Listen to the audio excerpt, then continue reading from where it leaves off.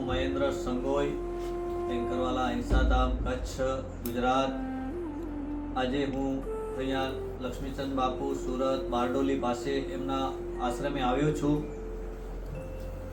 બાપુને પણ મળ્યો, એમના વિચારો જાણી, બાપુની જે આદિવાસીઓમાં જે કામ કરતા હતા અને એમના વિચારો જાણી બહુ જ આનંદ થયો.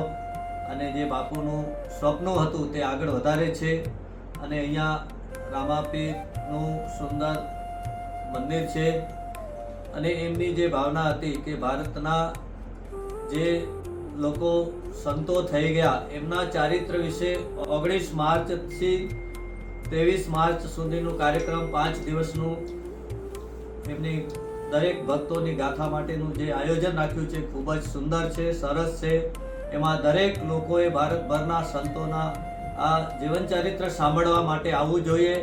અને આવા સંતોની જે પરંપરા હશે તો આપણને જે આગળ ધપાવશે પરંપરા અને આગળના સંતો શું એમના વિચારો કહી ગયા એના ઉપરની આ 5 દિવસની કથા છે. તો આપ સૌ સુરતવાસીઓ, ગુજરાતવાસીઓ, ભારતભરવાસીઓ આપ સૌ એની અંદર ભાગ લેશો, આવશો અને એને પ્રોત્સાહન આપજો.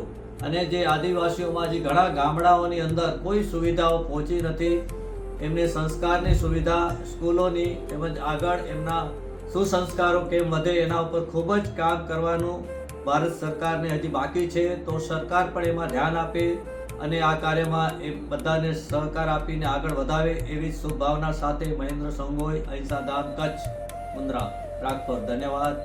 વંદે ગૌ માતરમ.